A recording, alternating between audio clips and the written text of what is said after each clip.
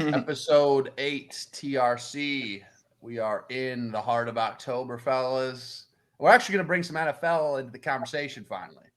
Been a lot of college football talk. We feel that we need to, one, bring on a guest, which we're very excited about. Stay tuned for who that is. And two, get a little NFL talk. But of course, this is coaching carousel. The whole coach carousel is really in full swing. We're almost, fellas, into, I believe right now it's tied for the most ever coach firings in 1 year. 2011, we had 10 firings. I believe the number's 10 right now. It was at 9. There might be a lower job that was at 10, but there's going to be more than ever. Let's just say that, because there's a few jobs that we'll talk about here quickly that we think will be on the table as well that haven't fired their coach. But the big ones that we're going to talk about, boys, is Florida, Penn State, and Arkansas. And I want to hear about what you guys think, who you think will fill these roles. But fellas, how we doing? How was your weekend? How's your week been? How we feeling, guys? Yeah, I mean, we had a pretty good weekend of football. We had a nice dub for the Lions on Monday night. Huge dub on Monday night. They looked about as good as they've looked all season against a pretty solid team in the Bucks. College football, I don't know. I kind of just spaced out, blacked out on Saturday, missed most of it. So you guys are gonna have to fill me in on that one. But as far as I know, it was a great Saturday. A lot of great teams played, had some big games. LSU did not play in a big game, and so I'm not sure what happened there. But besides that, it's been a great week. Stu, how are we doing?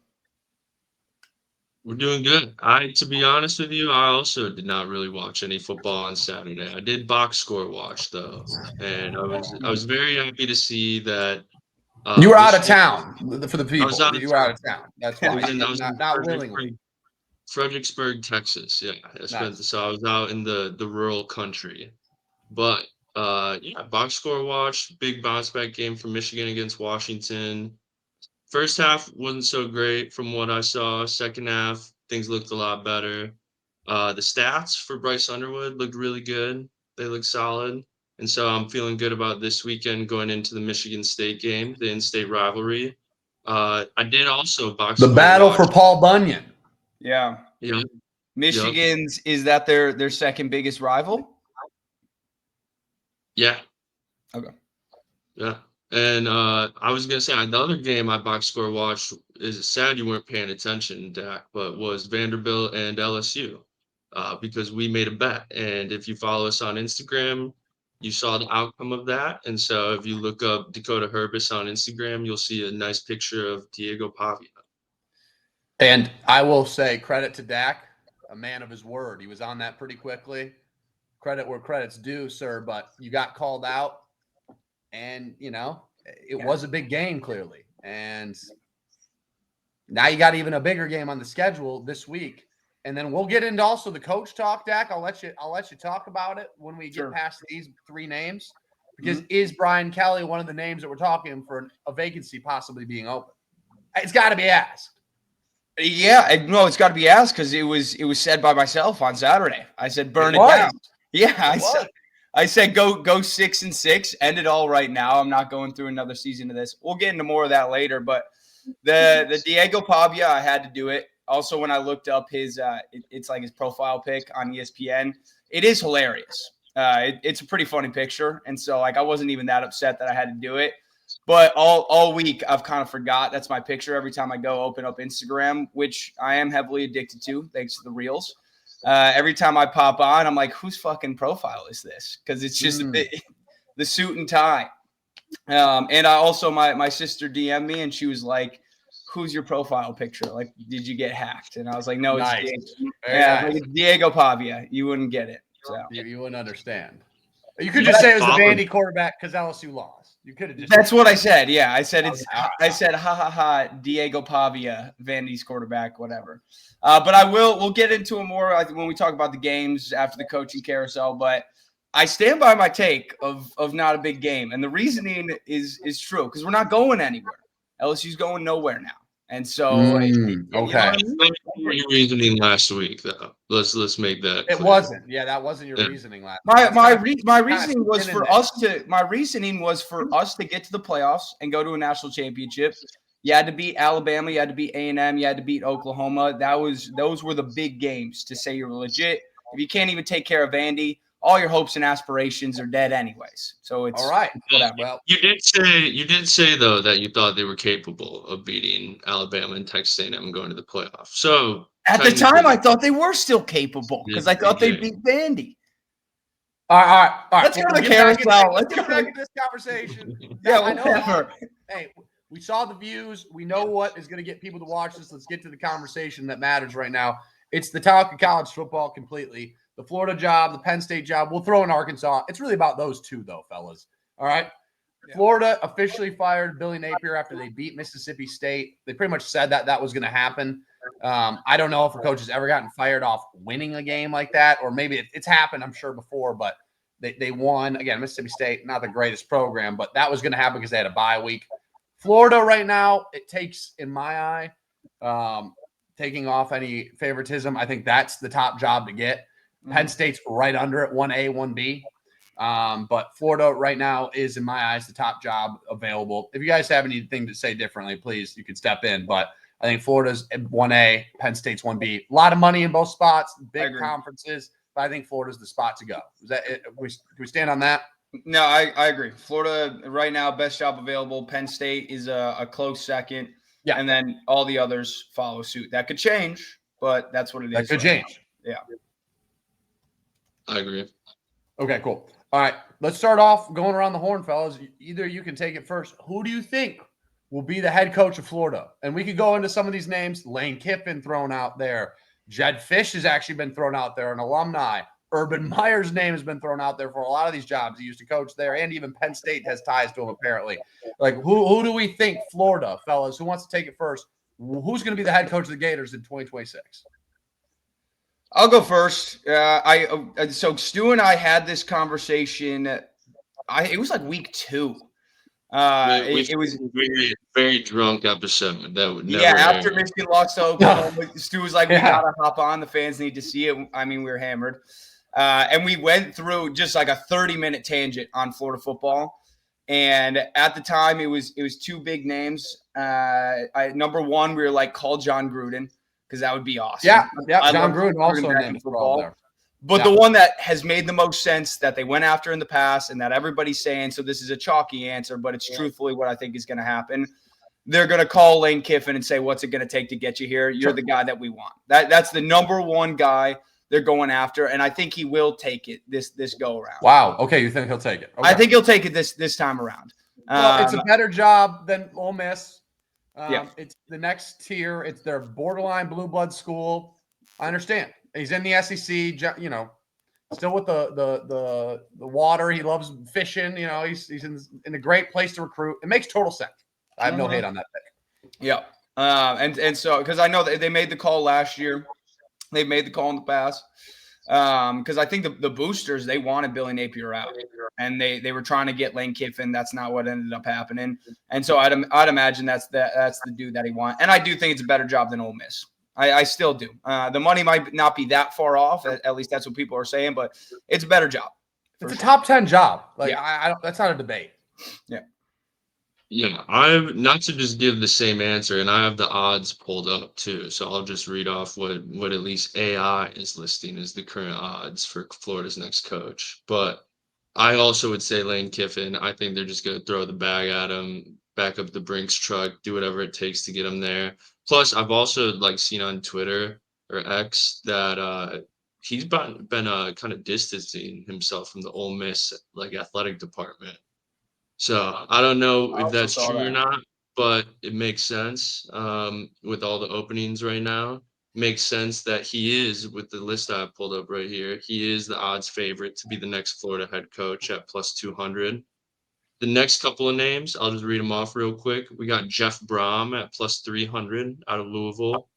That'd be an interesting one. He's a good coach. James Franklin at plus 400.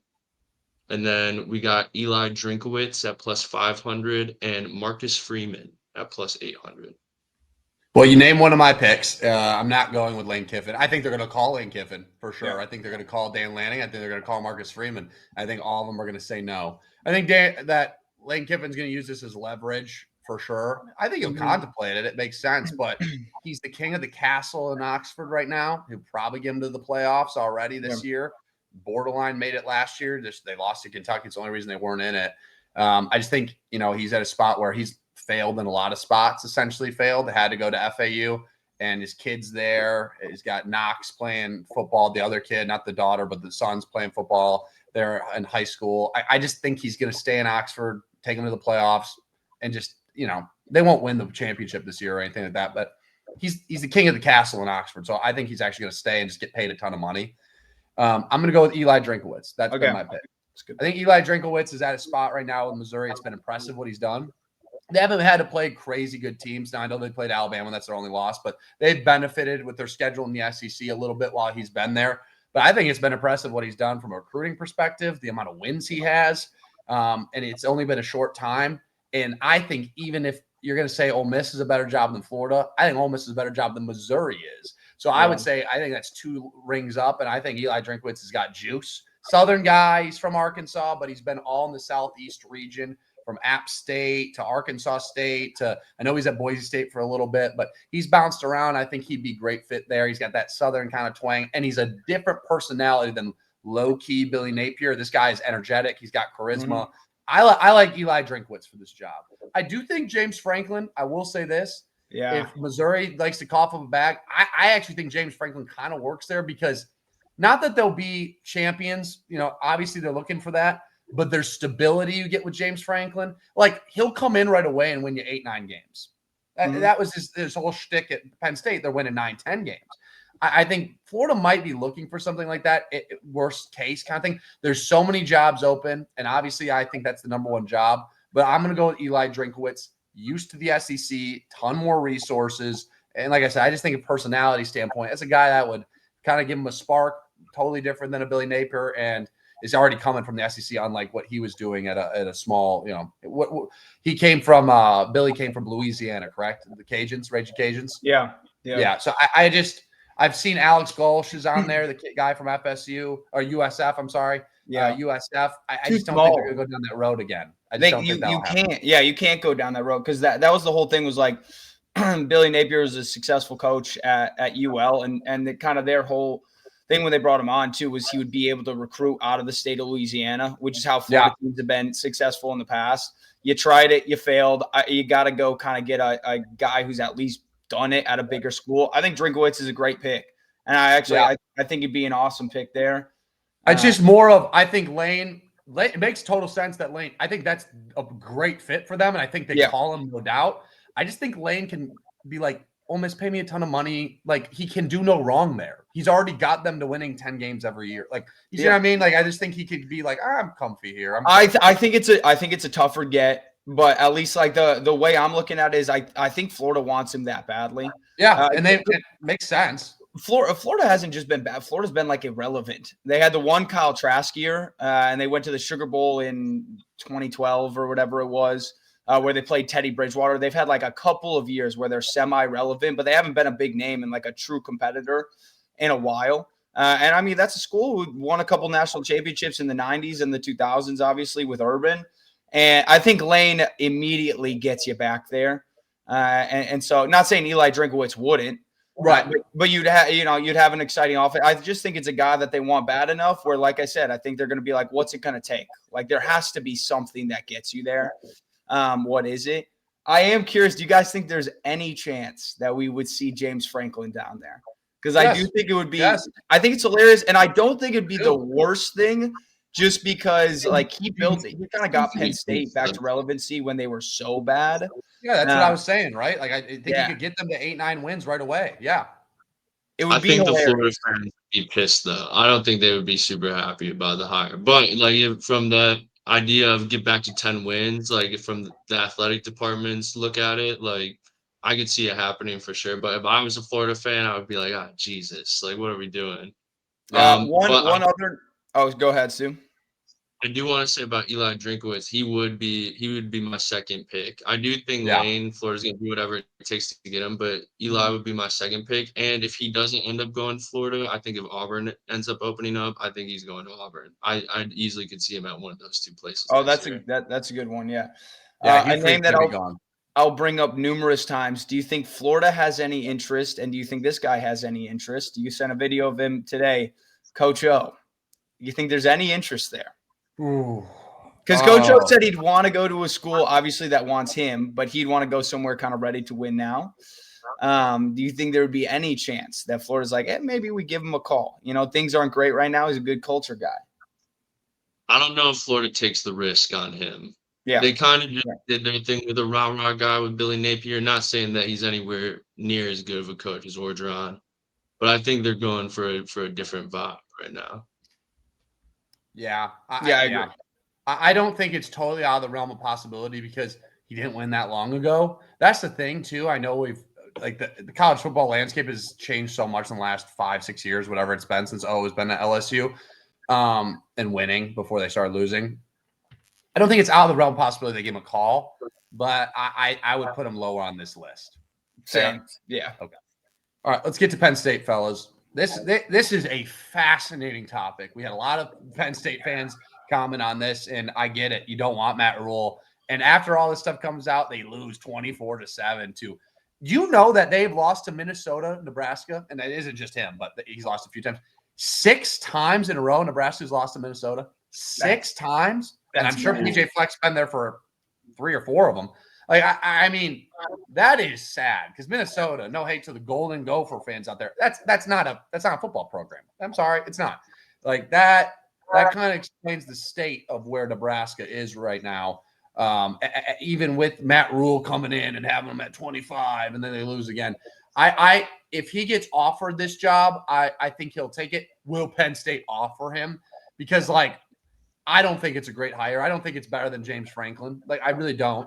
Who do you guys think Penn State goes after? Yes, they're going to call the big names, but who do you think they can land is the question.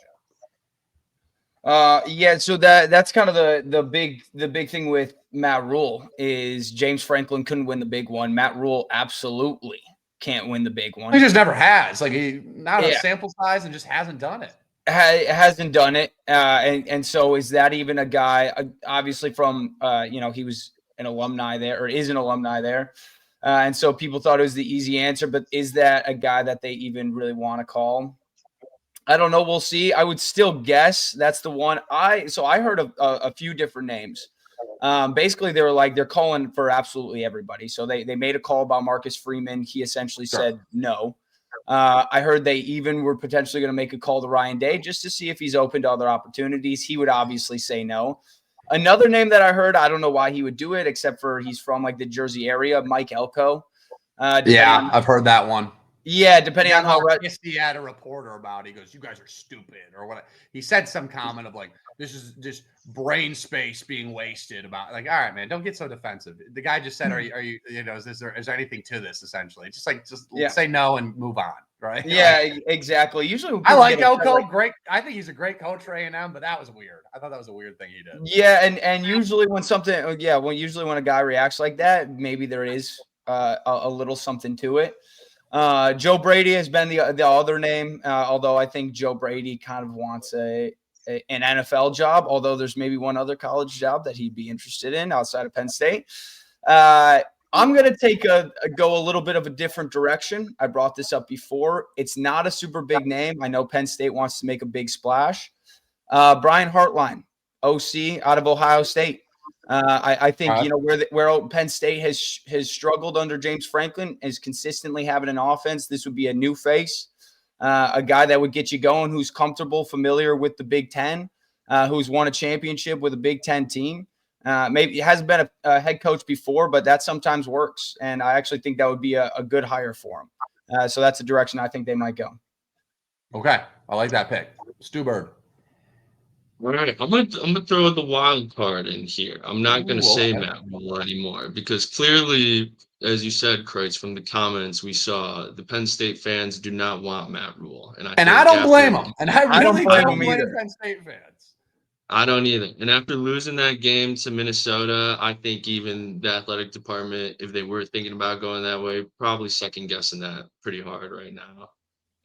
So yeah, the guy I'm gonna throw in there, and we said him last episode, and if I'm a Penn State fan, I'd actually be kind of excited about this. I'm gonna say Bill O'Brien. Bill O'B. Wow. Oh, okay. Wow. To Happy Valley. And there Okay. has been a change in the odds real quick, so I do want to read that off. Last time when we talked about this, Matt Rule and Joe Okay. Brady were tied for 1 and 2. Joe Brady is now the odds favorite to be the next Penn State head Wow. coach. Okay. Yeah. Plus 150. Matt Rule plus 200. Following that is Fran Brown, Manny Diaz, and then the last guy on the list, Bill O'B. Okay. Okay. Yeah, Kreitz, what do you think? I'm getting a little crazy with this, and I hope Penn State fans, I want to see their reaction to this one. I think there's one that actually makes sense, and you brought him up with the Florida job. I think Jeff Brom actually makes sense. I will say that. I think he's a guy who's won in the Big Ten. He got Purdue to the Big Ten championship. Yes, I know it was East and West, but look, he just went and beat Miami with Louisville. Like, he's a great defensive-minded coach.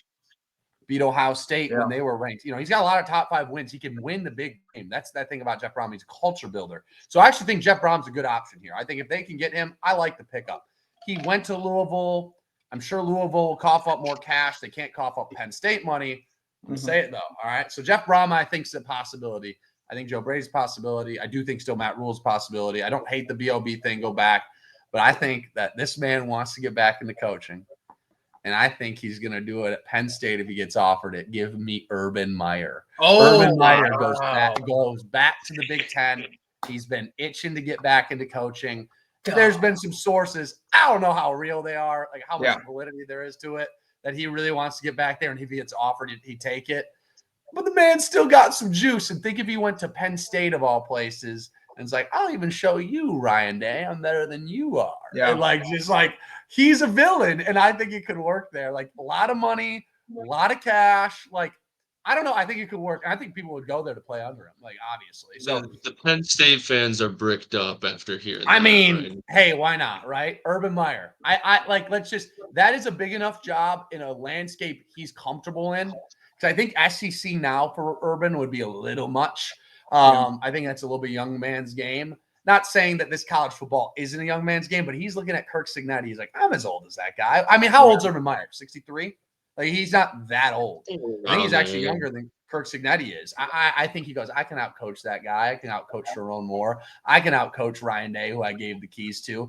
I'm going to Penn State. I'm going to show it. I don't know. I'm going to go Urban Meyer. I just feel like if he gets offered that job, he'll take it. He's younger than Kurt Cinetti. Yeah, he's not that old. Yeah. And I know the health complications.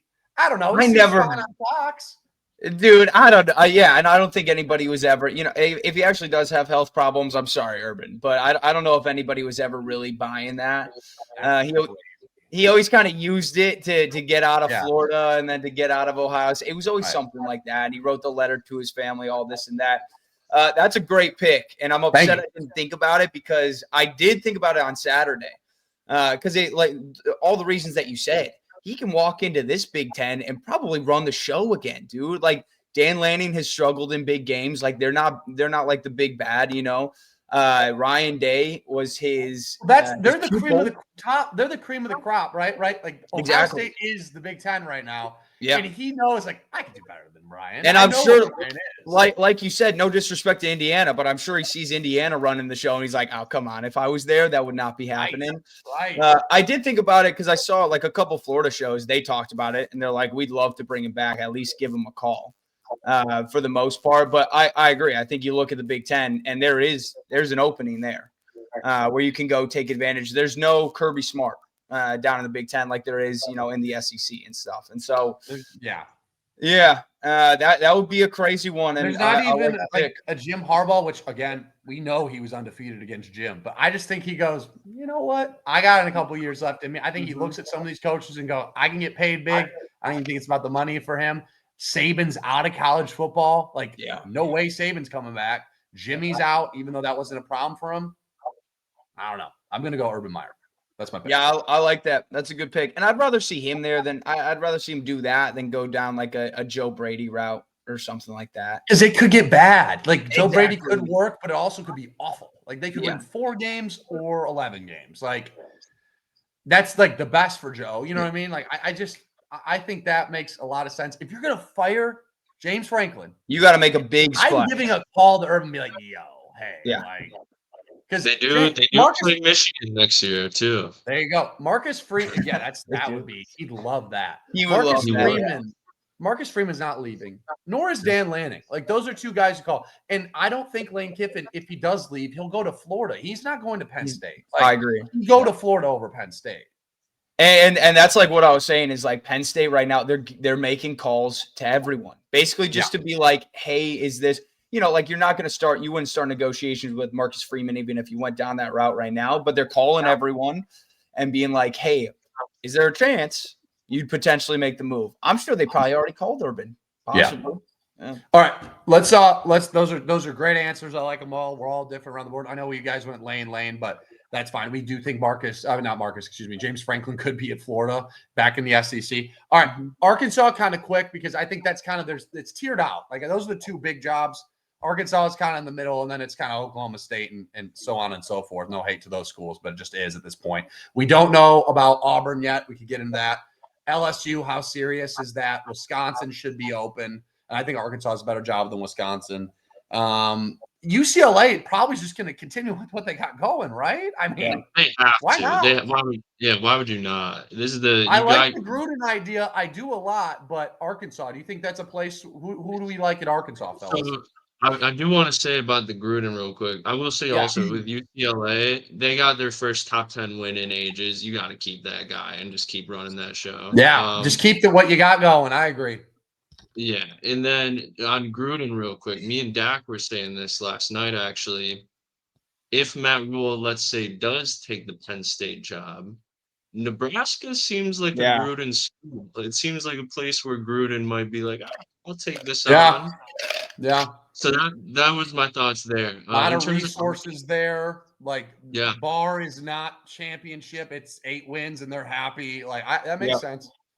And they seem like a program that, I don't want to say desperate because they are better now. They're not great, but they're better now. But they do seem like the type of program that would take a risk on a John Gruden. And then for Arkansas, I'm going to say a name that we've already thrown around a little bit for some of the other jobs. I think they try to throw that Tyson chicken finger money at Jeff Brown. Oh, okay. From KFC money to Tyson chicken money and that Jerry Jones money. Exactly. Okay. All right. I don't hate that at all. And I'll just say some of the names that were listed on the odds. You got Rhett Lashley out of SMU. He's an alum. That's a big one, yeah. So he's the favorite right now. And then also you got Ryan Silverfield out of Memphis, John Sumrall, Tulane, Ryan Silverfield. JG Kinney from Texas State. And then also I'm seeing on here Mike Gundy and Gus Malzahn. Yes. Gus Malzahn, Florida State. He's the OC at Florida State right now. He is, and I think they could all get cleared out. That's another job that could be open. That job's open. It's over. They're 3-4. Dak, what about you? What do you think with Arkansas? I don't hate that pick at all, Stu. Yeah, no, I think Rhett Lashley would be probably the most plausible answer. I could see him maybe going the James Franklin route. Who knows? But I had the take from the start, and I want him to do it so badly, so I'm going to just keep speaking it into existence. Hopefully the rest of the season goes well for him. Bobby Petrino, interim coach. Hold on to him, Like you stole my pick. I think it's gonna be how you're going. It's gonna be Bobby Brace. Dude, he wasn't bad there. He was good there. He just got caught on a bike with a sorority chick and he crashed, and so they had to. Exactly. But like he won 10 games there 2 times right before he got fired, and so that's why they brought him in. Sam Pittman, he let him right underneath his rack, and then when he got let go, Bobby Petrino took over, and he's not letting go of the keys, and so metaphorically and actually, and so I think it's gonna be him. I like the James Franklin pick too, but I would, if I had to pick someone, I think it's Bobby P. Rhett Lashley is like kind of their dream hire. Totally get why too, alumni, but I think SMU today, no hate to the Woo Pig Suey fans out there, might be a better job. Yeah, he's undefeated in ACC play right now. They realistically, which is crazy, can win the ACC and get to the playoffs. again. You're in nice ass Highland Park, Dallas, and I get it. Like Fayetteville, it's his alma mater, but we're in an era where there's a lot more money, not a lot more money, but similar money to at SMU. They got big donors there. They're in the ACC where they can win. They already made it to the playoffs. Like, easy to recruit. That metro, like the Dallas Metroplex area, DFW has got so many good players. I mean, it's one of the best recruiting spots there is, and you're just in the heart of it. So I think the ACC, we'll see what it turns more into, but they're still undefeated in it, which is crazy. Just be Clemson. They're not out of that mix. It's crazy. Miami doesn't even control their own destiny anymore. But yeah, I think it's Bobby P. I do think that James Franklin also, if he gets called there, would make somewhat sense. I just don't know. It doesn't culturally fit. Like, it's totally different from what you had with Sam Pittman, who's the good old boy, nice guy, massive rack. But I like Bobby P as the pick. I just don't think Rhett Lashley's going to leave. So Sam Pittman has some chandeliers on him. Yes, he does. He does, dude. He's got some fun bags for sure. All right. All around the horn, fellas, just kind of one by one. We'll start off Stu, Dak, me, just go until we don't have any more names of coaches. Let's do this exercise real quick. Start off with who you think there will be another coaching vacancy for. We named off some few ones, but who do you think? Stu, pick a school. Dak, me, until we don't have any more. Okay. Stu, yeah, you can start. Okay, I'm gonna start it off with the guy I mentioned earlier, Hugh Freeze at Auburn. Yep, I like that pick. Yep, big job too. Pivot, to a guy who dead man walking. Just said it, Mike Norvell, Florida State. Yeah. It's over. It's Luke Fickell. I've been calling for his name for a while. Why? I mean, after they didn't make a bowl game, Wisconsin's a school that gets 8 wins. Like, they're a good football school. They've never been great. What are we doing? Wisconsin. How do you feel about do you think they'll try to bring Brett Bielema back, bring him back home? I don't think they have enough funds. Maybe not, I guess. I don't know. He's kind of got Illinois in a spot where they're ranked again. Like, I don't why. I guess. You don't think he'd maybe want to go back to Wisconsin? Maybe. It's a fair ask. Yeah, maybe good question. Yeah. Maybe. I just think he'll stay. Yeah, I think he'll stay too. Illinois. Yeah. Gosh. Next one, I would say Jonathan Smith, who we also mentioned earlier. Yeah. He came in and from the West Coast, was good at Oregon State. I don't think he realized, not that Michigan State, I know we're Michigan fans here, but bias aside, not that Michigan State's a really like big time job even, but their expectations are to be relevant and have winning seasons. And D'Antonio got them there, and that was the apex of what they were. But they're awful. I mean, they're a high school football defense, and he is emotionless on the sideline. It's kind of a disgrace. I think Michigan will put 30 on their head. 30, it'll be 40-10. And Michigan's not, in my eyes, the best team in the world. Like they're maybe they're 25th. I think that's about right for them. That's a dead man walking. I'm with you, Stu. Another one that I think could be open. South Carolina. Yeah. Yep. They're pretty bad.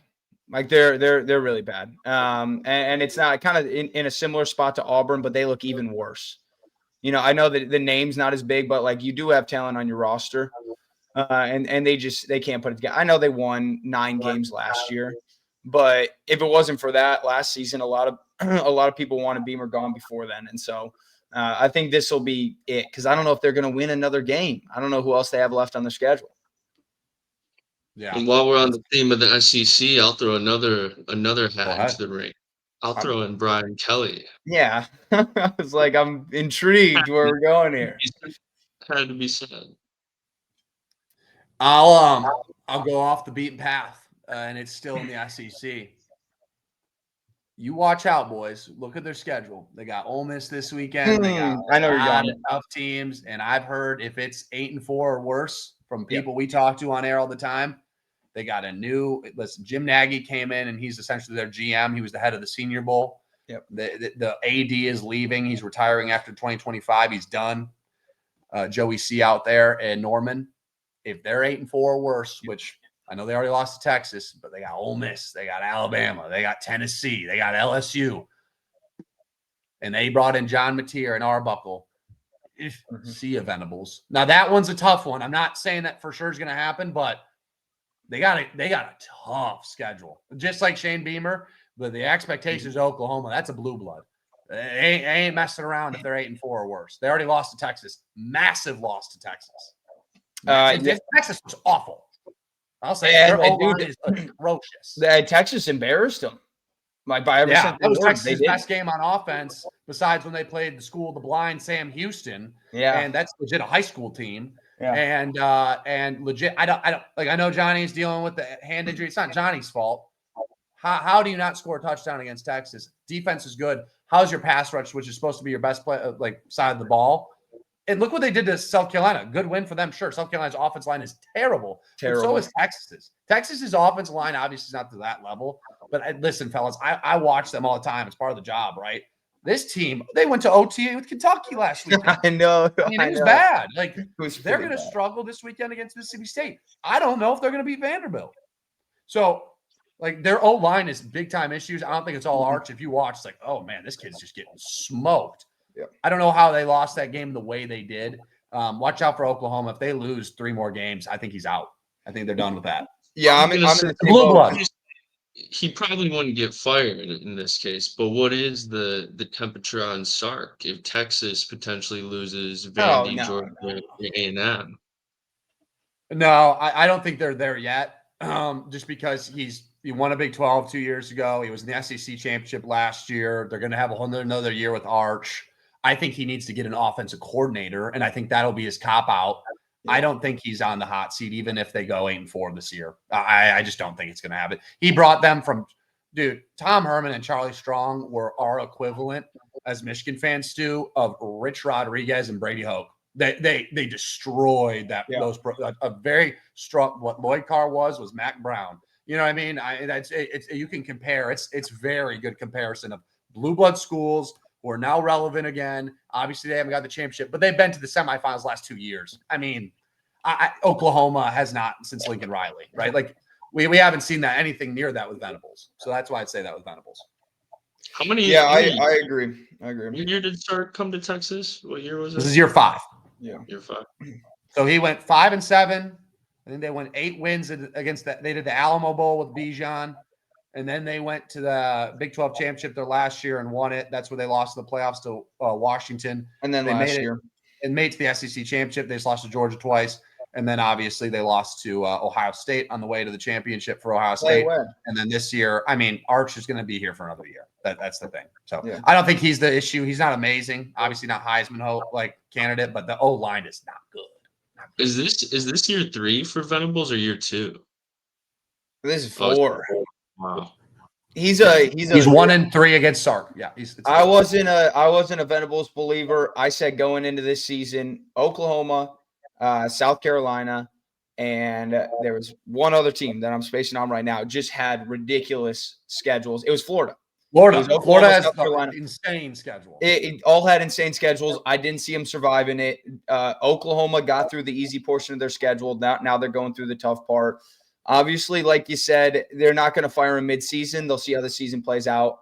I see him going 7-5, and I think it's done because it's only going to get more difficult. And like you said, Texas hasn't looked good in any game outside of besides that.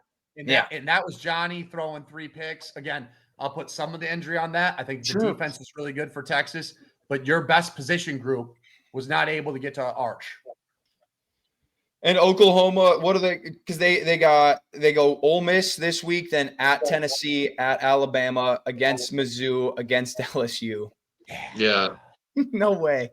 I'm about to pull up the Dak's favorite thing, the ESPN matchup predictor. I'm done with the ESPN matchup. Let's hear it for this. I would like to hear how many of those games OU's going to win.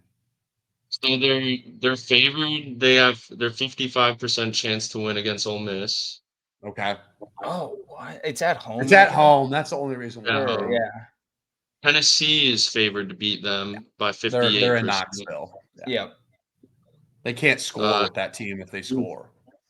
Alabama, 72% chance to win. Done. Yeah. There's your third loss if they win one of these two. Dude, Alabama, Big if. Alabama might be the best team in the country. I'm not gonna lie. Hell yeah, they might be. They look very good. Mizzou, they're giving Oklahoma 60% chance in that one. Against Okay. they're at home, They I got guess. one at home. The last two are home. And then they also, Dak, you're gonna hate this. They're giving them a 60% chance against LSU. As they should.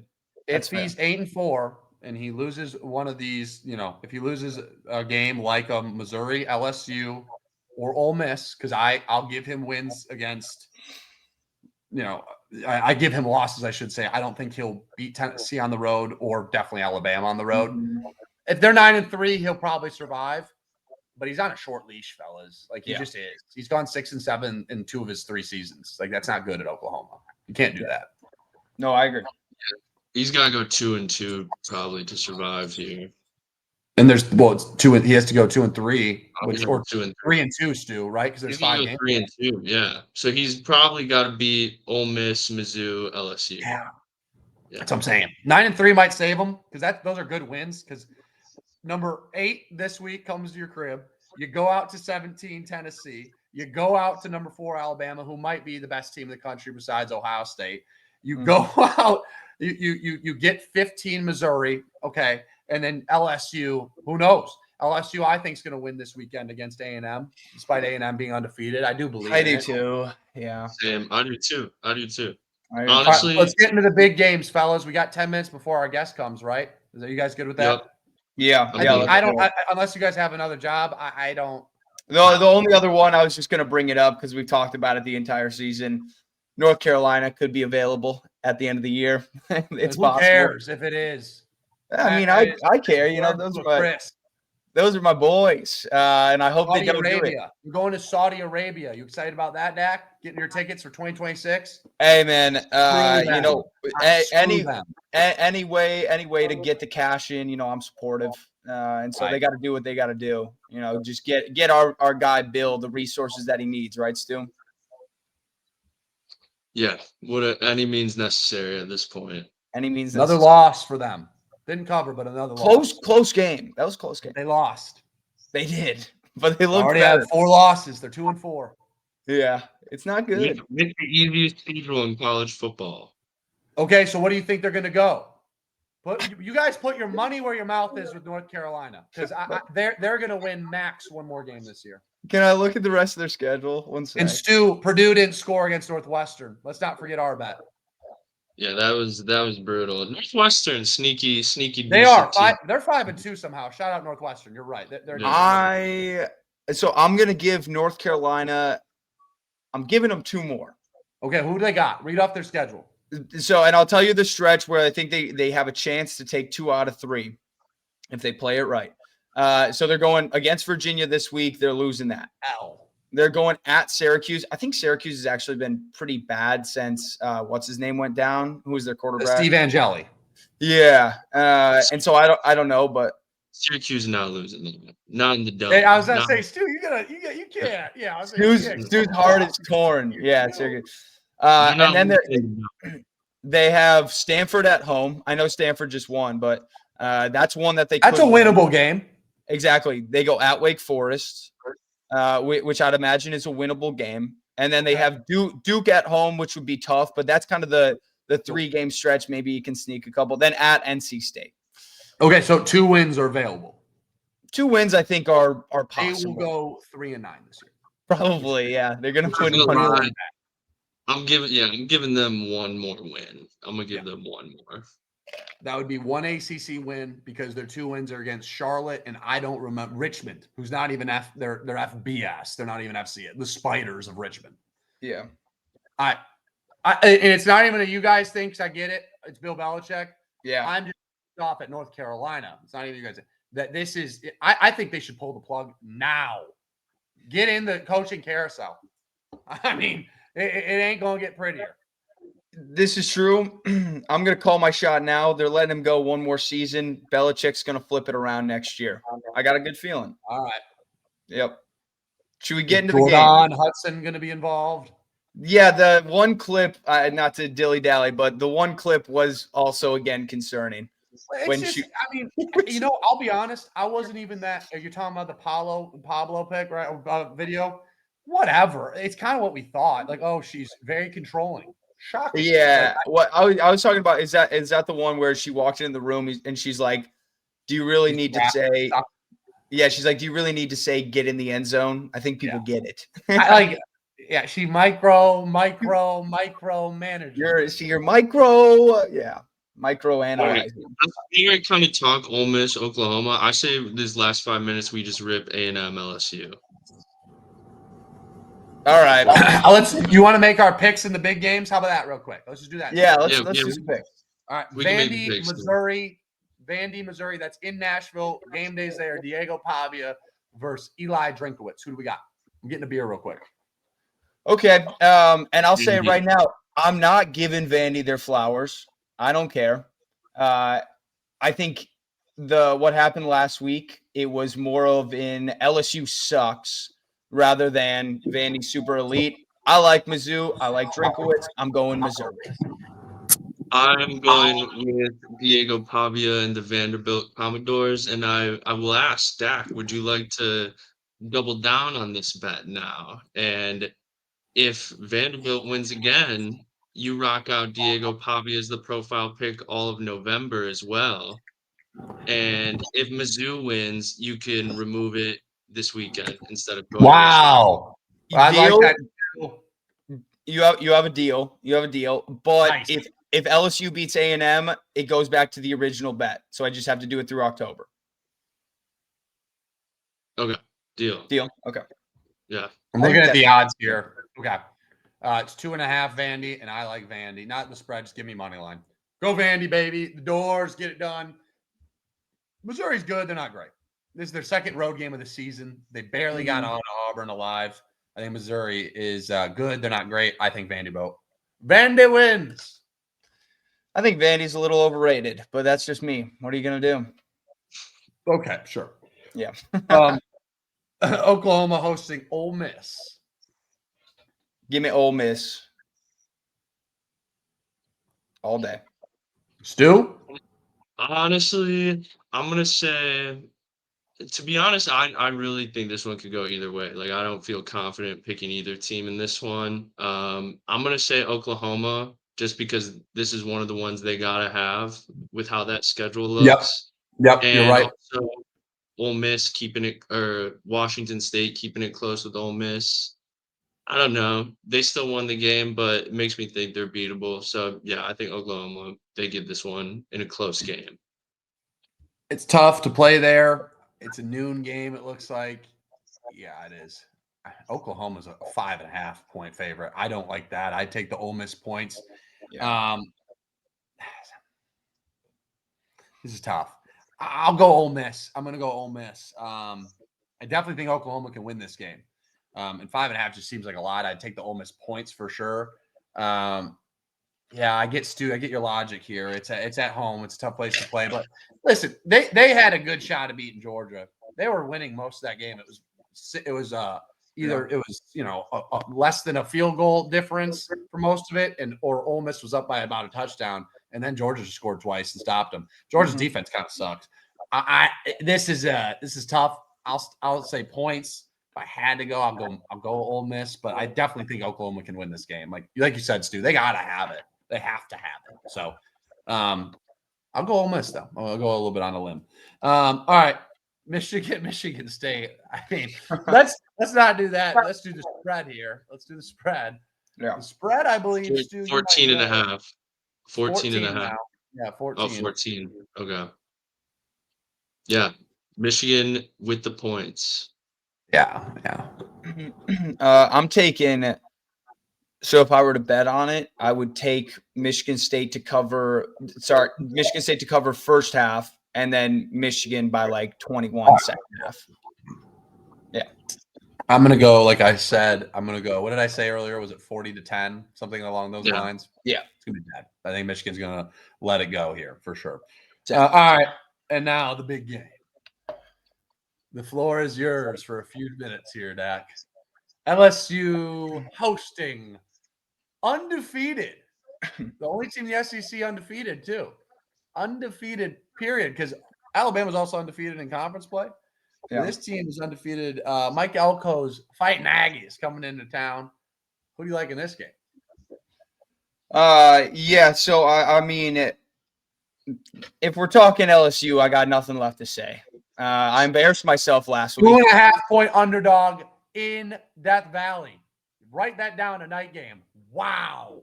Yeah, I mean, rightfully so. Rightfully, we've played 2 teams who are still currently ranked, and we lost to both of them, and we looked bad doing it. Every other team that we beat is unranked, and we've looked bad when we beat them. Essentially, every former player is anti-Brian Kelly at this point. People are saying now there's a culture problem. There's a physicality problem. It feels like everything's done and dead. I said Vandy wasn't a big game last week. It wasn't. It was a big game for Brian Kelly because if he lost that means he lost the program and everything was over, and it is. It's over. That being said, this is one where not because Brian Kelly's teams respond well to adversity. They don't. Okay. But I still think this game against A&M, this is one that they could actually win just because their backs are against the wall. It's at home at night in Death Valley. And, no matter what fans say, like I do, I hope they go and lose to Arkansas and Oklahoma and Alabama. And they All right. But no, you don't. I still hope they beat Texas A&M. I hope they beat Texas A&M. And I think every fan feels the same. You wouldn't want that to be, if they beat Texas A&M, you're going to be like, I hope they lose everything after this when you still have life. I just don't believe that's actually the case in your mind. Well, so here's my beat Texas A&M, who's number 4 in the country or whatever they are right now. 3, maybe. No, you won't. You'll be like, well, we're actually alive, and you would be. Well, so technically, yes, we would be alive, but we'd have absolutely no margin for error, which we already don't have. You're not going to be like, I hope we lose to Arkansas. No, you wouldn't. Well, so here. We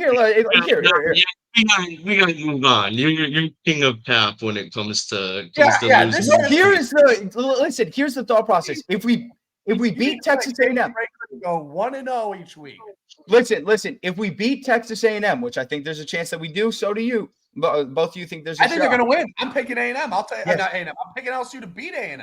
Yes, but if we beat them, we're still going to go to Alabama and lose. We're going to get we're going to get our ass wiped. So then I hope we just lose to Arkansas and Oklahoma so we don't go 9-3 and Brian Kelly doesn't keep his job.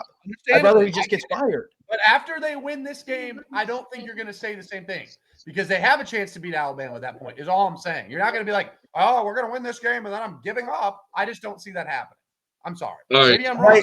Right now, yes. I hope we win this game and lose out. We gotta move on. We'll move on. I get your logic, but if they win this game, it's a big game. I think you're going to be like, all right, well, at least we have a shot. You do have a shot against Alabama. You definitely have a shot. Oh man, I don't know. If you win this game, Price, you're going. We could get weeks back. I don't know. Okay, we're moving on. I went. Give me LSU. LSU. Yeah, I'm taking LSU. I'm also taking LSU, and now that we've conquered that spiel, this running thing with LSU right now, I'm gonna take a moment real quick to bring our guest to the stage. He's a good friend of ours, Matthew Wilson. We call him Matt Willy. He saw our interview with Carolina Mike, and for those of you who saw the Carolina Mike interview, we posted on our Instagram. Panthers are 3-0. They're undefeated since Carolina Mike came on TRC, and our good friend Matt Willy, he's a huge Ravens fan, and he wanted a little bit of that TRC luck for his Ravens. So, TRC community, let's welcome Matthew Wilson. How's it doing, boys? How's it going? Wow, the FSU shirt is crazy. Coming from Tampa Bay, Matt Willy. And the Ravens background is awesome. I like the flag, though. I like the flag. I'm in the man cave. It's been a sad man cave the last 6 weeks, boys. But we're here. We're pushing through. Matt, thanks for joining us. Let me just say this too. Appreciate you joining. Take the floor, though. The good news is, I understand it's been sad days. Lamar Jackson's back, baby. Come on. Yes, yeah. It's I was real sad, but then time kept ticking, and I saw the schedules looking down the line, and it really just needs Eight's the lifeblood of our team. We really need him back. Um, him being back today at practice was huge. This was going to be determined if he was going to end up playing or not. If he was back at practice, so this is a big thing. As you know, guys know, with Lamar on the team, we're averaging 40 points a game, regardless of how bad our defense looks. That Bills game still, I don't know how we lost it. I know that took a lot of heart out of most of the team there, but with him back, I think we can run the table and still have a good chance. I think we're still ranked. I think we're still favored to win our division this year with him coming back. So the Steelers are known to be choke artists towards the later half of the season, and with 8, I know that if the defense can be what they were when we played the Rams last week, because they kind of got it back together. They've been looking horrible before that point, but they held them to 17 points, and I know they made some mistakes, but 17-17 when you're playing Matt Stafford and Puka and Devontae Adams. So I'll take those small victories where I can get them. So if we can get that with 8 back, I think we start with the Bears. They're a beatable team, and then I'll give us life back where we stand. Bears, Dolphins on the road. They might have a new coach, and I actually hope for the Ravens' sake they don't. Because they don't. Yeah. The fear and loathing, sunglasses wearing, Mike McDaniel is a joke. That was the easiest under I've ever took in my life. 7.5 wins was a laugh for Miami. The writing's been on the wall with them. They're trash, and so is their quarterback. The Bears, I think that's a beat. You're favored by 6.5 right now. Okay. But I'm just going down the schedule here, Matt. Bears at home. Lamar's most likely back. He just practiced today. Dolphins on the road, winnable game. Minnesota, even if it's JJ or Carson Either Wentz, way, I think we can win that one. Scary-ish game against the Browns, but you'll eke that out, I think. The Jets at home. Oh, Lord. Bengals also at home. Ravens get also the Steelers at home. There's a lot of wins on this schedule. Yeah. Bengals again. Then at the end of the season, it gets tough, though. I'll say that. Ravens host the Patriots, fellas. Okay. They go to Lambeau at the end of the year. That's December 28th. That's going to be a crazy game. And then Steelers at Three Rivers or whatever, the Heinz Field, whatever they're calling it now. Whatever they call that thing now. What wins the division, Matt? Give me a number. Would it be a 10-7? Because you do still play, head on against the Steelers. Is it 10-7 get the job done? Yeah. You already got 5 losses. That would be 2 for air. You had 9-6 get it done. Obviously, you need to beat the teams in your division. Where do you think they need to land? How much room for error is there? I think we have very little room here for error. One, maybe 2 more games we can afford to lose at this point. I think we're sitting with if we can get 12-5, 11-6. I think 11-6 is pushing it with the way that the rest of the conference has been playing recently. Because before, it was a top-heavy division. You had the Big Four. Everybody else kind of sneaked their way in. But the Colts been doing amazing. And then the Broncos, and you got the Chiefs battling for that first seed. So they're already pushing one of those wild cards. So we don't have a lot of room for it. If we can get moving, I think the Steelers always do what the Steelers do. They just, for whatever reason, just stink up the second half. They don't look that real to me. I look back at their first 6 games. They didn't really play anybody in those first 6 games. And when they play a Joe Flacco-led team, gotta love Flack. He did it for the city one last time. Got us back in there with some life. So did it for one more time there. We gotta play him 3 times this year. That's insane. 3 times. That's crazy. You're totally right. That's insane. So we that was our one win of the season. So anytime Joe can help us out, he's going to do it for us. And I think we got the right momentum to do it. If we can get these first 5-6 wins out the way, I think we either split with either Green Bay or the Patriots. But I think the rest are really winnable games. Maybe the Steelers. I know they've had our number for some time, but John Harbaugh's back is against the wall. And when his back's against the wall and his job's on the line, that's when he puts his best efforts up. Other than that, he's coasting for points. He thinks when we have a 2-point lead that the game's over. He thinks if we have a 2-point loss, then it's over too. So when it comes to him, he's real lackadaisical unless his job's getting put on the line. Then you see his best efforts. I remember his job was on the line about 7 years ago when they started Lamar. And we were down. We were taking that season too. So it's kind of a similar feeling to where we were. I think we were in a similar position, and we had to end up winning out to make the playoffs. We weren't 1-5, but we were on our way towards tanking season. And then Lamar gave us some life, so hopefully he can do that and run it back one more time. Yeah, do you think because I feel like that is part of it is like even without Lamar, I didn't think the Ravens would look as bad as what they've looked, and it's because their defense, even when Lamar was healthy, has been terrible.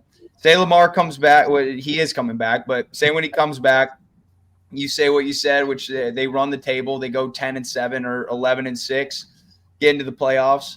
How far do you think he can carry them?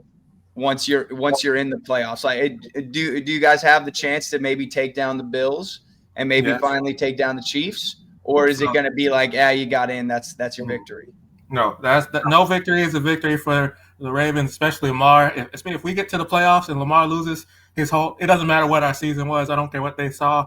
Everybody's going to go back to that revisionist history and say Lamar can't do it in the playoffs. He can't get the job done. That's just going to be what's run all summer long, and that's always how it is, regardless of what the season plays out. I do think that coming in with this mentality is kind of a good thing for the Ravens. I do too. I think they're going to win the division. I totally think it's a good thing. Historically, we've always played better as underdogs. Even when we won in 2012, we were underdogs. We were not supposed to make the playoffs then. We coming in with a rolling hot Broncos team, again running this history with Peyton Manning ready to roll the table, and then we came in running hot. So I think that without that chip on our shoulder, for whatever reason, we play down to competition. Just historically, we've always played that way when it comes to being the known better team. When we come in as favorites, that's when we, for whatever reason, shit the bed on that regard. So we got to kind of get it together. But I think if we can get those rolling, we can get our defense playing somewhat better. And it's just, I don't even put like 100% on the defense because I think they'll be able to figure it out enough. But we got to get that O-line together, man. That's what's been the roughest for me, even from like jump. I was watching, even when we were up on the Bills, I remember watching it, and as soon as the ball snaps, like all defensive linemen are in the backfield with Lamar. Like I don't understand how you don't have any time to run with him. And I know Lamar's electric and he can get out of there when he needs to, but I don't know if you guys saw the clips with Falele, our right guard. That man has just stunk up the waters. He's always falling down. He's not touching anybody. He's looking lost out there. Just happy to be on the field with everybody else. So I think they're discussing finally, because that's a Harbaugh guy. And when you got Harbaugh's back on your side, that man will ride and die for you regardless of how good or bad you are. So I think with everything kind of falling the way it is, hopefully they make some changes there with our guards. And if we can do that, I think you give Lamar time, he can decide if he wants to kill you with his legs or his arm, and I think it's a done deal from there. Yeah, I mean, the Lions had 8 sacks on them, which was just never been seen. Yeah, you've never seen that, and like against especially QB like Lamar, like that was just crazy. And so I do want to ask too. So obviously you said the O-line, we said the defense. We do have the NFL trade deadline coming up soon. And I'm interested to hear, is there anyone that you think the Ravens should have their eye on or should be trying to go after? So I got 2 chains of thought for this. It depends on, first it's going to depend on these next 2 games. Because I don't want a short-term fix if we're going to end up losing to the Dolphins. If thing or the Bears. I don't think that'll happen. It would be the Bears if anything. If we lose to one of those teams or look like sneak out a win and it doesn't look good, I don't see the reason for trading for any help. I think at that time it's time to start selling the team. I mean, this is the first time we'll ever have, or second time that we'll have had a top 5 pick. I know we never had a top overall pick, and what we have been able to do with the late half picks makes me excited to see what that would be for a first rounder in the early first. I think the last one we had was Ronnie Stanley, and he's been good when he's healthy. But I think if we can look how we've been supposed to be looking, start getting it going, getting that run going again, then I think that we have to go on the D-line, which there's a lot of options with the Dolphins, the Jets, all of them kind of looking rough. I know they saw that Max Crosby's not for sale. That's a pipe dream anyway, but I still knock on that door again with the Raiders after blowing what was it, a goose egg with 30-point lead to the Chiefs. So I know their season's practically over. So if we can knock on that door and get whatever we need for them, or just something to solidify that D line, we have never been able to get pressure, and I don't understand. Like regardless of where our defensive coordinator, because we've been through the ringer, we've had the blitzers of Wink Martindale who blitzes every play. We can't get pressure that way. We've had, we've got Mike McDonald. He's been amazing as a defensive coordinator, and we still couldn't get pressure with a 4. And we have now where we have who we should be getting rid of with Zo and Zach Orr, who still can't get to the quarterback to save their lives. We played the Texans, who had a worse O-line than ours, and we still couldn't touch them. They're terrible. I don't know how we can't seem to get pressure with 4. So hopefully, if we can get a stud at the D line, that would be where I would kind of lean towards right now, because I don't think any offensive linemen are going off the board at this point in the season. Do you think – well, let me ask you this before we get just into the last part of the conversation of just NFL in general, Matt, but do you think that they will win the division? Do you think they're going to pull out of this or at least make the playoffs? Maybe it's not division. Do you think they will get to 10 wins or whatever it might be in your eyes? Yeah, I do. If Lamar can stay healthy for the rest of the season, if we can keep him upright, I don't see why we can't. We have too many great players on our team this year to not make a push for for at least the division or playoffs. I think with everything that we have a lot of great pieces. We have the Lamar and Derrick Henry in the backfield. There should be no reason why we're 1-5. I know we never had like stud receivers and like super great. I like our options with Flowers. Likely is getting back healthy in his group, so we have enough there. Mark, I think he'll probably be gone if we do a trade with somebody. He'd probably be one of our trade partners that we send him off because we can't pay all 3 of them, and I think they really want to focus on Likely in the future. But I think if we can get that moving, if we can get going with him, our whole team is different. When he's out there, it is a whole different feeling of that we always have a chance. And I think when we have that mindset, that's what really is going to push us. And we've done it multiple times. At some point in our last 5 years, we went on a win streak for the rest of the season, all the way back to when we lost to the Browns and we ran the table. So he's a winner. That's what he does.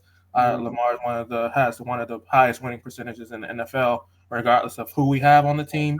So as long as we have him, I think we got a shot. Do you wish that, knowing now that Joe Flacco was available for an in-division trade, do you wish you guys would have maybe made the call right when Lamar went down? No. I don't think I think that time has came and went. I love Joe. It would have been awesome, though. I'm a big Joe. He's elite, always will be elite, forever elite. But I think that time has ran its course. In fact, I don't like the idea that we even got Cooper Rush. I thought that was a horrible acquisition. I was like, why are we paying this guy $10 million for 2 years when he's fire up chips, baby? Come on, great. And he's nowhere near what the type of quarterback that fits our system is. Exactly. I never understood the move. No. He's a statue. He has been horrible. I've been calling for the Pro Bowler the last 2 weeks. I need Huntley out there. when he got out there with the Rams game, we had somewhat movement on the offense, but I love Flacco. I hope he does great things, not with the Bengals. I hope he finds another home. I don't know why he keeps going through the rest of the AFC North. He only needs the Steelers on his belt to have the whole system.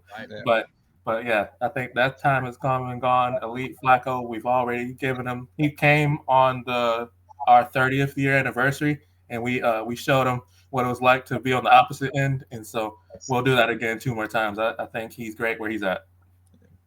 Okay, Matt, want to get your opinion. Let's finish off with this. Want to get your opinion. Stu and Dak, they put together a big list, and I agree with most of it.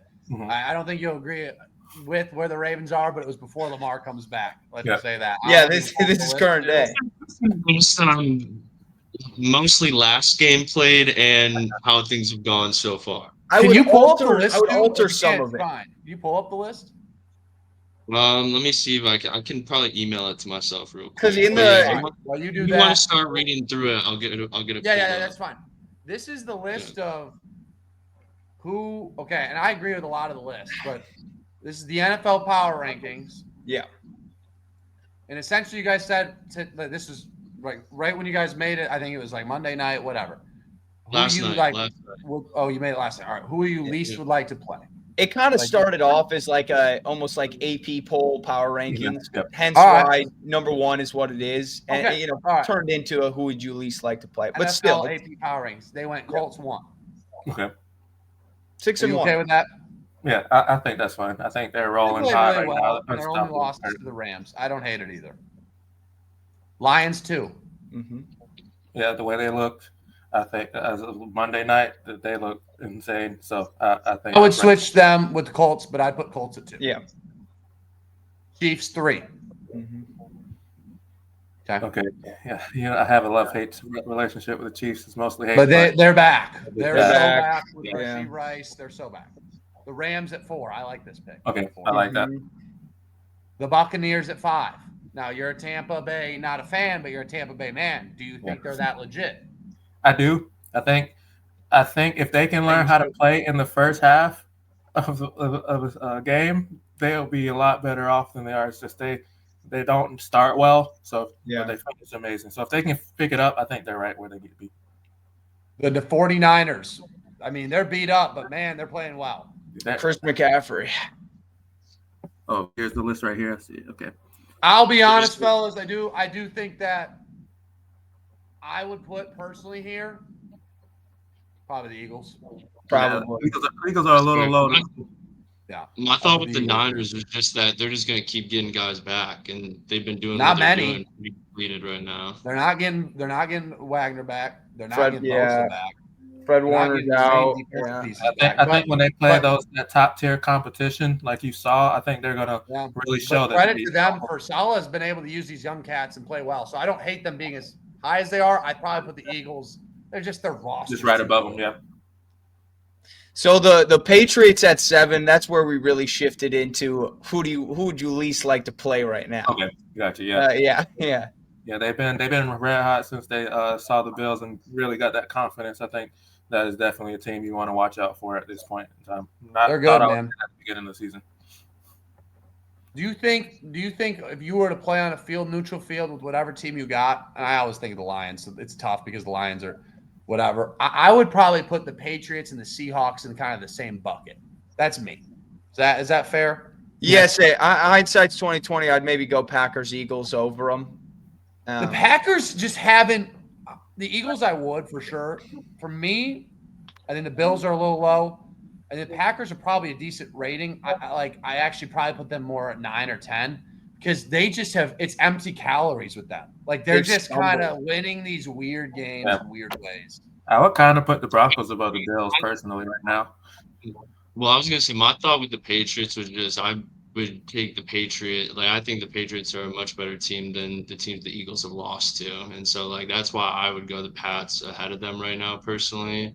And then I would go Packers ahead of the Eagles right now, just straight off. I think they're very similar, like where I would go Packers and Eagles. I'm just going straight off the record. A tie is better than a loss. Do you think though the Eagles have like their wins are against the Rams and the Bucks? Like, do you think that you know what I mean? I counter that a little bit. The Chiefs. Well, that's fair. To be honest though, I think the Rams, like all credit to the Eagles, they blocked the field goals, but like I think the Rams probably should have won that game. I think most people think that. That's fair. So, that is fair. That's kind of my thought with how I place the rankings. The one I have the most problem with would be of all these, besides obviously the Ravens are a weird one because Ravens without Lamar, I agree. Without Lamar, we don't see them. I think the Bills are a little low. I do too. Yeah. I think the Bills have been top they kind of been posery in the last week. I think Josh is starting to revert a little bit back to the Josh that we all know, just getting a little trigger happy. And I think that defense is not really, doing Sound great. And the people they played as well are really, really representations that they belong at the top of this list because when they played better competition, they got ran through. That's fair, and they've lost their last 2 games. So like, I don't Exactly. hate it, but it's like if it's me, I'd probably put them higher. But I think that kind of like I got the Bills low because of what you just said. Lost the last 2 games, Last and 2. because it's kind of like it's off the recency bias. Yeah. Because like end of the season, the next like batch. Yeah, I like the next batch a lot. if we're taking teams for like what I think they'll do the rest of the year, I would put the Bills a lot higher. But they've looked bad the last 2 games, and the teams that they've beat have been bad outside of the Ravens with Lamar. But every game outside of that, they played some bad teams. That's fair. Yeah. Yeah, I guess that's a better way to thinking of it. I'm just probably thinking at the end of the year, I think they're probably gonna have 13 wins in the division. I think the Patriots are a playoff team for sure. Yeah, agree. But I would take the Bills in that division. The This Broncos are so weird. They're such a weird team. I know, because I asked Stu this last night. Who would you say is the worst 2-loss team?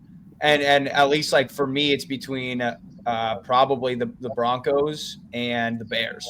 Because like both of those teams, they're both sitting at 4-2, but neither of them have looked very good doing it whatsoever. Are the Jags? They're 4-3. 4-3 now. Okay. 4-3. Yeah, they kind of fizzled off from that hot start that they had. They're looking real rough recently. I'll say this going down the list here. If the Cowboys actually trade for someone on defense, their offense is awesome, dude. Their offense is so good. Insane. The Cowboy stock is kind of. They're like the Bengals of last year. It's the same thing. They score 1 million points, but they can't stop anybody. But they did just destroy the Commanders, so props to them. You know, those are weird in-division games. You never know how those can play out. No Scary Terry, no Deebo Samuel, and then the game was over, but then JD went out, and they threw a pick 6 to Deron Bland with Marcus Mariota. That's when it was really over. Okay. Anybody else that sticks out to you guys?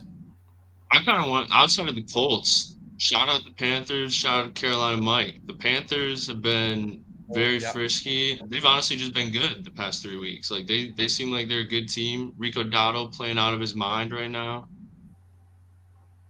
Who do they play this week? They play game this week. They have a tough game this week. It's someone tough. Is it the Bills? Yeah, it's the Bills. You're right. It's the Bills. No, it is the Bills. And then they play Green Bay right after that. So Panthers could be dropping here soon. Yeah. In the rankings. It's all right though. They got a winning record. Congrats to them. Do they? Are they? They're 3-3. No, 4-3. Yeah, and then they got the Saints. They're 4-3. Yeah, they're 4-3. Go for Carolina. They beat Atlanta. They beat Dallas. They beat the Jets. And they beat who else did they beat? They beat the Cowboys. Cowboys, yeah. Oh yeah. Yeah. Matt Willy, any last remarks here? We appreciate you coming on, sir. Ravens, I'm with you. Actually, let's ask this to the fellas. Who do you got winning the AFC North? I got the Ravens at 10-7, winning the AFC North. Give me that. I want it. You have Ravens 10-7 winning the AFC North. Okay. I'll ride the same because I'm not going to pick the Steelers. I don't trust the Steelers at all. I did bring it up. The Bengals schedule is super easy, but you can only trust Joe Flacco for so long. And if the Ravens have Lamar, like that's what I'm going with. So as long as Lamar stays healthy, I'll say the same. Okay. Yeah. I ride with Matt Willy, so I'm gonna say the Ravens. But I was saying this before you hopped on, Matt. It really is between those 2 games against Joe Flacco. If Flacco breaks your heart and takes one, God forbid 2 of those games, then it's probably the Bengals. But I'll ride with the Ravens. I think it might be Joey B for one of them. It could be. It could be Joey B. Be healthy enough for the second game if he does come back.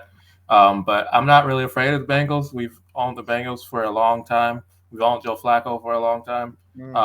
So I'm going. I think we got it. I think we're gonna run the table, guys. I think that we're gonna run it off with no losses into the playoffs.